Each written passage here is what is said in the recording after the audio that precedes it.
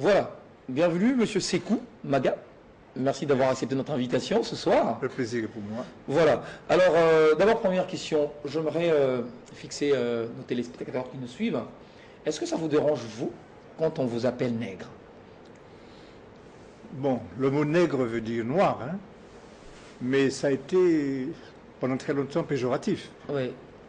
C'est d'ailleurs la négritude de Senghor et d'Aimé Césaire était une revendication de ce mot pour justement faire en sorte qu'on comprenne qu'ils acceptent d'être des nègres, mais des nègres revalorisés. Voilà. Bon, mais bon, moi je pense que ce n'est pas le meilleur mot pour nous désigner aujourd'hui. Noir, ça vous va? Je ne sais pas si on dit blanc pour les Européens. Alors, vous, en 1980, vous prônez le retour de la diaspora sur la terre ancestrale, l'Afrique. Pourquoi? Oui. C'est-à-dire, les années 80, bon, c'est l'époque où on a créé, en France, à Paris, avec toute l'influence du monde francophone, la notion de diaspora. Oui. Originellement, ça n'avait pas le sens qu'on a aujourd'hui. Non. Au départ, lorsque nous avons lancé ce mouvement, dont je suis un des initiateurs, avec d'autres amis, congolais notamment, c'était surtout pour montrer qu'il y avait une dispersion, parce que le mot diaspora veut dire dispersion. C'est un mot grec qu'on a utilisé pour montrer que les Noirs étaient dispersés par rapport à un crime contre l'humanité, qui est la déportation par la traite négrière transatlantique. Crime que vous avez toujours dénoncé. Ça a été oui, à cette époque-là, nous avons tous compris qu'il fallait lancer ce débat. Oui. Bon, ce n'est que beaucoup plus tard, après notre travail avec d'autres personnes, que la France va être le premier pays à reconnaître la traite négrière comme étant un crime contre l'humanité. Ensuite, dans la même année 2001, ce sera le tour de l'ONU de le reconnaître, dans le cadre justement de la 3e conférence mondiale contre le racisme. Oui. Et puis, aucun pays africain, à ma connaissance, en dehors du Sénégal, ne l'a reconnu. Donc ça, c'est un travail à faire. J'ai participé à cette conscientisation au Sénégal. Et le président Wade a accepté que cela se passe avec le travail d'autres Africains qui se sont organisés pour sensibiliser le président. Mais là, vous n'avez vraiment pas tout à fait répondu à ma question. Moi, je voulais savoir, mais pourquoi ce retour? Parce que c'est un droit. Nous avons été déportés. Un retour physique. Physique. Oui. Il faut revenir chez nous.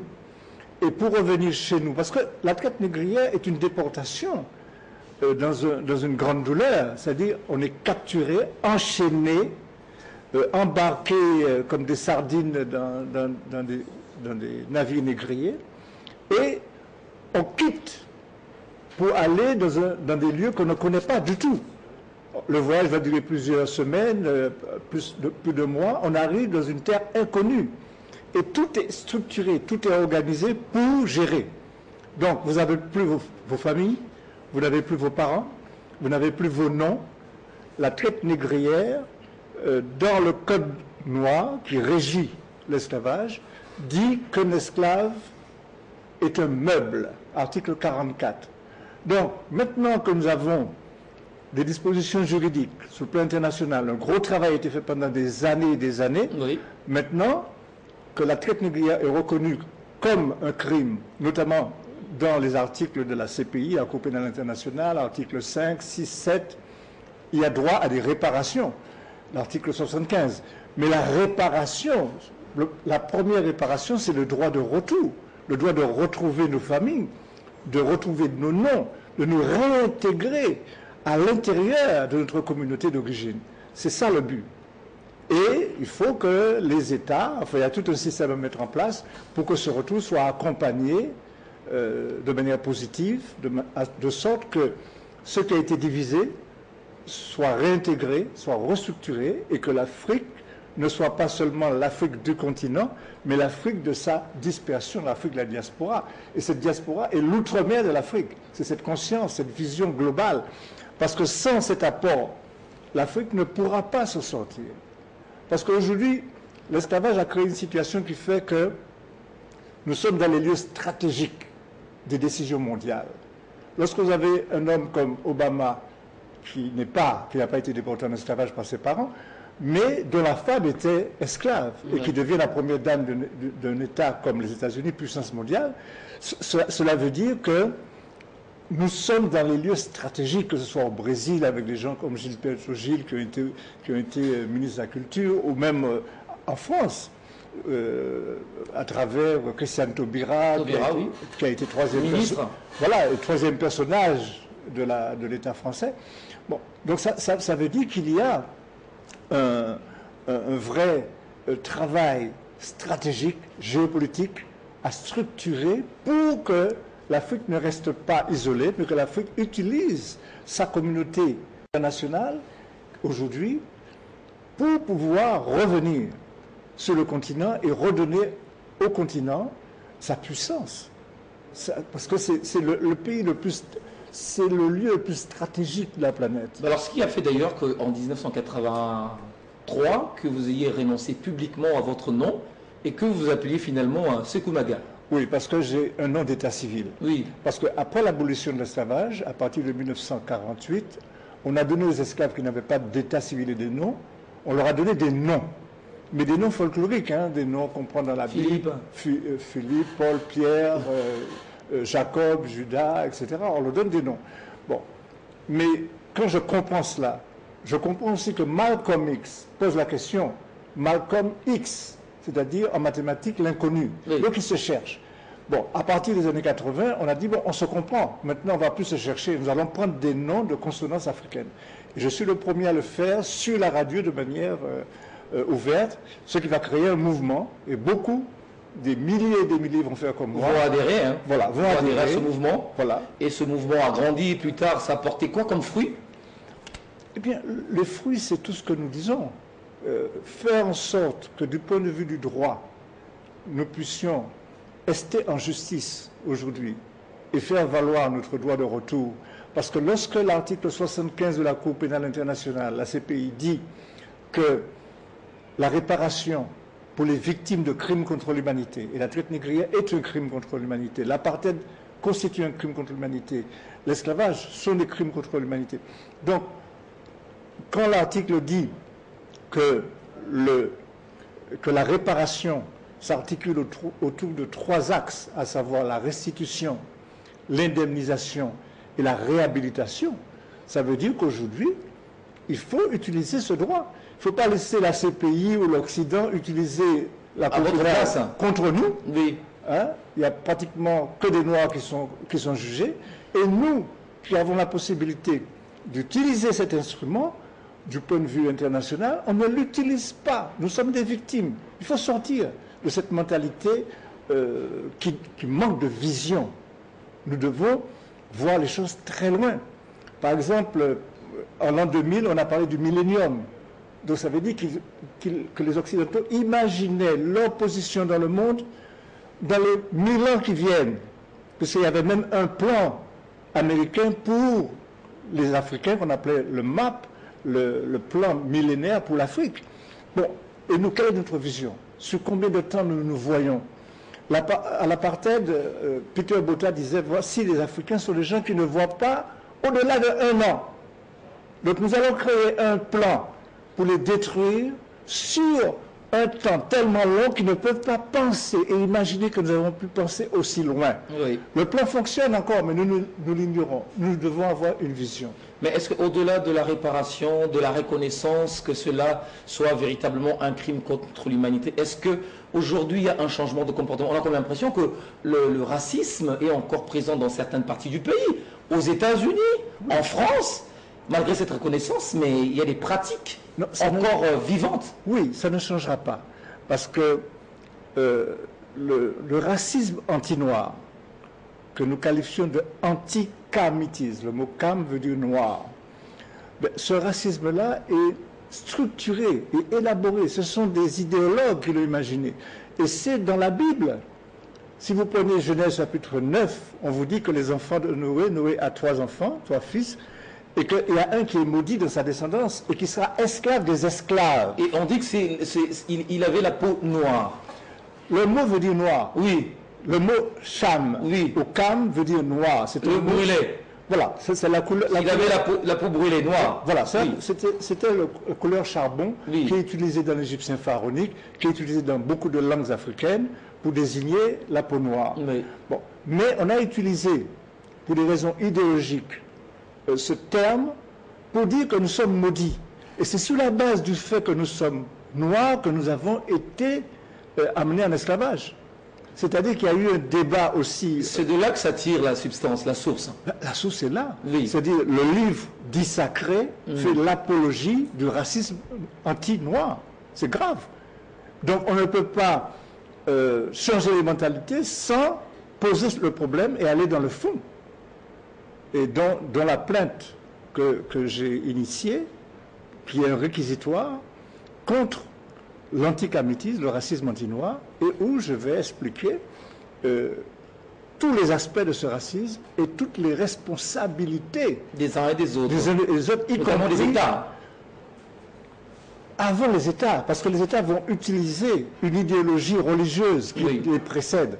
C'est-à-dire lorsque le pape Nicolas V, qui est le plus grand personnage, la papauté c'est le plus haut personnage de l'Europe au XVe siècle, lorsqu'il va décréter le 8 janvier 1454 un décret, une bulle, pour demander au Portugal de mettre les Noirs en esclavage, il va se baser sur les idéologies bibliques de l'époque, donc depuis le 1er siècle, 2e siècle, surtout qu'on trouve ce type de racisme anti-noir, qui vient des Juifs d'ailleurs, des rabbins. Bon, ça, on a un certain nombre de textes là-dessus.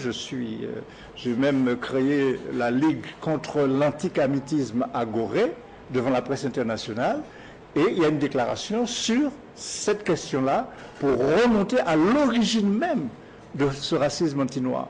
Donc, les États sont à l'époque des États chrétiens. Tous les pays de l'Europe se retrouvent sous le christianisme, c'est le Saint-Empire romain.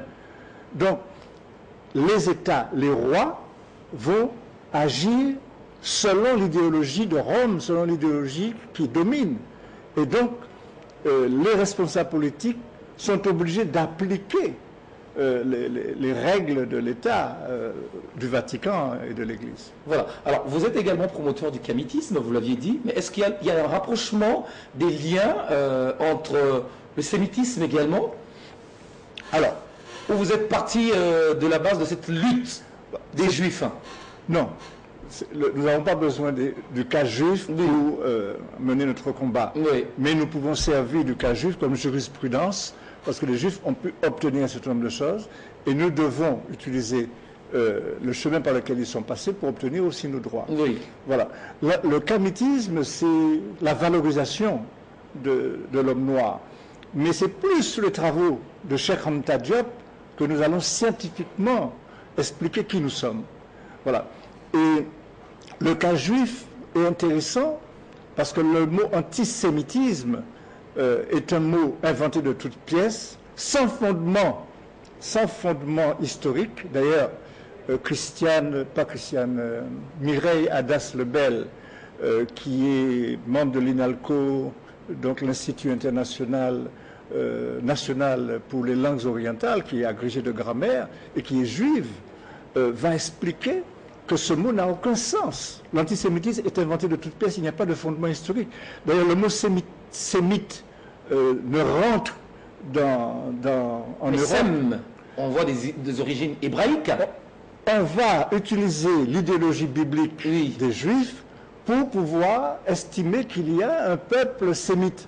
Mais au départ, lorsque les idéologues et surtout des linguistes commencent à utiliser ce mot, eh bien, ils n'ont pas de repères, c'est-à-dire ça ne désigne pas les Juifs au départ, ça désigne les Sémites. Ce qu'ils appellent Sémites, ce sont les Arabes, les Chaldéens, les Éthiopiens, etc. C'est plus tard que les Juifs vont, avec le mouvement de la LICA, Ligue internationale contre l'antisémitisme, qu'ils vont s'approprier ce mot que pour eux. Donc les Arabes vont être exclus, alors que et même dans la logique de la Bible, si vous dites que Sem, le mot sémitisme, vient de Sem, ça veut dire que c'est un ancêtre d'Abraham dans la Bible. Oui. Bon, et si vous prenez donc les descendants de Sem, vous avez les Arabes, d'après le texte de la Genèse, vous avez Ismaël, vous avez un ensemble de gens. Donc, il y a toute une idéologie de falsification, mais quand À volonté. oui, oui, c'est une volonté, parce que ça permet de maintenir le peuple noir complètement dans une soumission, dans une incapacité de s'en sortir, parce que le peuple noir a été obligé d'entrer dans le christianisme et dans la notion spirituelle de la Bible de manière forcée. Il ne faut pas oublier que le code noir qui régit l'esclavage avec Colbert, donc lorsque on introduit le code noir, eh bien l'article 2 dit que tout noir, tout esclave doit être baptisé. Il a 8 jours.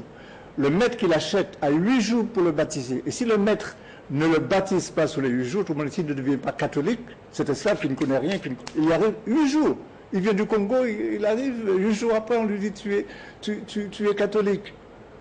Donc on le baptise, mais il ne comprend ni la langue ni rien. Mais si le maître qui l'a acheté ne le fait pas sous les 8 jours, il a une amende. L'Église le punit et on va lui confisquer ses esclaves et il aura ses biens aussi seront confisqués.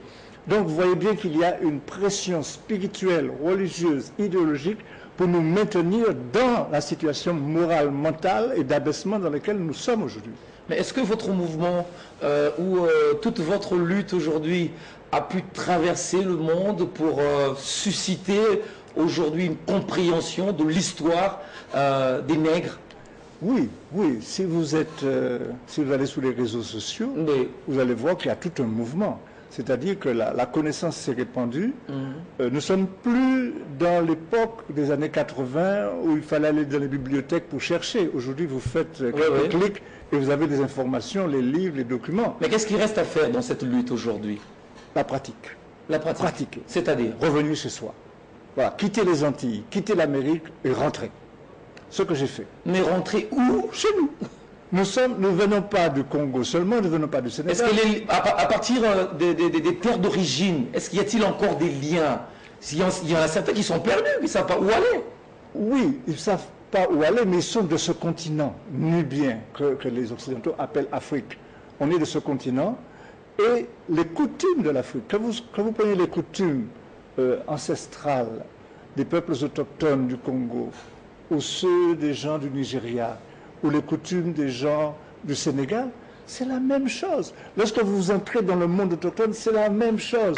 Et même les noms du Sénégal, les noms patronymiques... Ce sont des noms proches. Ce sont des noms. Cheikh Anta Diop a consacré des chapitres pour montrer comment les noms des Wolofs, des Sérères, des peuples de l'Afrique occidentale viennent directement du bassin du Congo.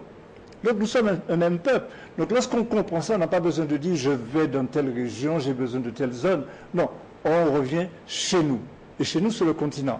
Maintenant, nous sommes arrivés à un point où nous avons réussi à faire en sorte que l'Union africaine intègre la diaspora comme étant la 6e région. Parce qu'il y a 5 régions géographiques, nord, sud, est, ouest, centre. Maintenant, on dit la diaspora, et ça c'est dans le texte constitutionnel, la diaspora, donc tous ces Africains qui sont partis, qui ont laissé leur pays, leur continent, constituent une 6e région.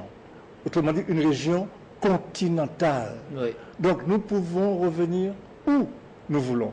Le président Wade du Sénégal, parlant de moi, disait à ses avocats, notamment à Maître Sey, qui est son avocat et qui s'occupait de ses affaires panafricaines, qui a voulu être aussi mon avocat, il lui a dit, faites du cas de Sékou Manga un cas international. Parce que le cas de Sékou Manga nous aidera à avoir un passeport africain, parce qu'il a une vision globale. Et donc, c'est cette vision-là que j'ai, c'est cette vision que nous avons de plus en plus. C'est pratiquement cette vision qu'avait le guide libyen. Ben, c'était sa vision. C'était sa vision. Oui. Il avait compris cela. Bon, c'est la vision de tous les panafricanistes. Oui. Mais nous sommes englués aussi dans les États artificiels créés depuis la conférence de Berlin et très peu de personnes peuvent appliquer ces principes parce que on est dans un système de division organisé par l'Occident qui nous contrôle à travers les États artificiels. qui sont tous des États qui sont démocratiques, parce qu'on les oblige à accepter la démocratie, qu'il y ait une idéologie de domination, que j'appelle une tyrannie. Démocratie? Oui, la démocratie, c'est une tyrannie occidentale. C'est vrai? Ou une dictature occidentale pour contrôler. Parce que, mais l'Afrique n'arrive pas à devenir émergente aujourd'hui parce qu'on dit qu'il y a absence de démocratie. Parce qu'on ne va pas dans le problème de fond. C'est-à-dire on s'arrête là où le blanc nous a posé.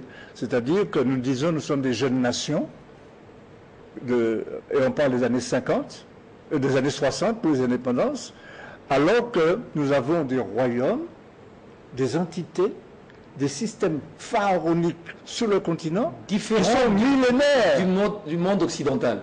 Totalement différents. L'Occident ne peut pas contrôler ça. Parce que l'Occident n'a pas réussi à détruire les peuples autochtones. Mais si une idéologie reprend cela, arrive à l'agencer dans une modernité, avec une vision millénaire, avec une projection millénaire aussi, l'Occident ne peut pas nous contrôler. C'est fini.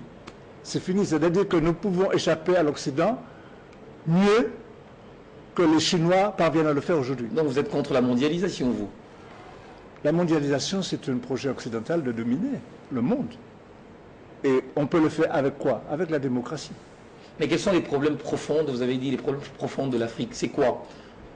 Au-delà des problèmes que l'on nous présente, démocratie, mais les problèmes profonds, c'est quoi? Manque d'identité. Manque d'identité. C'est-à-dire que nous ne savons pas qui nous sommes. Nous sommes soit dans une partie de l'Afrique des musulmans, autrement dit, nous avons subi l'esclavage du monde arabe et les invasions arabes qui précèdent de loin les invasions et la traite négrière de l'Occident. Donc dès le 7e, 8e siècle, les Arabes nous mettent en esclavage. Donc aujourd'hui on se réfère à eux, donc on est décentré. On pense à l'Arabie Saoudite, on se tourne vers la Mecque, on se tourne vers un monde qui n'est pas le nôtre pour trouver des solutions. Jamais les solutions ne viendront de ce côté-là. Ou alors nous sommes chrétiens, protestants, catholiques et nous nous basons sur l'imposition des invasions occidentales. Donc ce n'est qu'en revenant sur une conscience ancestrale fondée sur des faits scientifiques, et nous disposons de ces faits scientifiques aujourd'hui à travers des gens comme Théophile Benga ou des gens comme Cheikh Anta Diop qui ont écrit, qui ont passé leur vie et qui ont compris qu'il fallait doter l'Afrique de l'aspect scientifique pour pouvoir résister au système occidental qui se prétend scientifique. Donc, ce qui nous manque aujourd'hui, c'est une vision de nous-mêmes, une vision du retour, une vision de notre civilisation. Nous pensons à notre culture, mais il faut penser plus loin. Il faut penser civilisation nubienne. C'est pour ça qu'il faut des leaders qui ont cette vision capable d'amener une masse populaire. Et ces visions, ces leaders-là seront combattus. Tous ceux qui avaient une vision qui les aidait à aller vers leur libération, la plupart se sont retrouvés dans des situations difficiles. Donc il faut une conscience qui permette également de protéger les leaders. Sékou Maga, on va finir avec vous. Un dernier mot avant de finir? Merci de cette invitation. Et je souhaite que ça continue. Ça va continuer. Que le débat continue. Évidemment. Merci beaucoup, Sékou Maga. C'est moi qui vous êtes artiste, hein, je l'ai dit, vous êtes musicien, auteur, compositeur, interprète, poète, plasticien, écrivain. Merci d'être venu sur le plateau de Télé. C'est moi qui vous remercie. Alors, à présent,